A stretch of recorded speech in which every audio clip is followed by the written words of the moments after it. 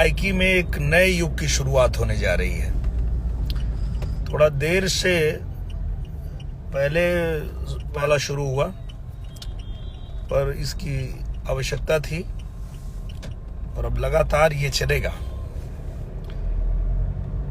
तो तैयार हो जाइए आप लोग, मैं यही बताने के लिए लाइव तो आया। दोस्तों, पावर स्टार पवन सिंह इस साल के नवरात्रि में इधर तहलका मचाए हुए हैं और उधर खेसारी लाल यादव बैठे हुए हैं। इसका फायदा जोरदार पावर स्टार पवन सिंह उठा रहे हैं। तो कैसे उठा रहे हैं आज के इस वीडियो में बताने वाला है, तो इस वीडियो का एंड तक देखना और लास्ट तक देखना। तो दोस्तों चलिए वीडियो को शुरू करते हैं। देखे होंगे कि इस साल जो भी नवरात्रि सॉन्ग आया है पावर स्टार पवन सिंह का, जो कि बहुत ही जबरदस्त तरीका से गाए हैं पावर स्टार पवन सिंह और हिट हो गया है जो भी गाना। दोस्तों पहला गाना है जो कि पावर स्टार पवन सिंह का अड़हुल का फूल, जो कि दर्शकों को काफी ज्यादा पसंद आ रहा है और काफी ज्यादा ये गाना बज रहा है, जो कि काफी जबरदस्त ये लग रहा है ये गाना। और ये गाना 10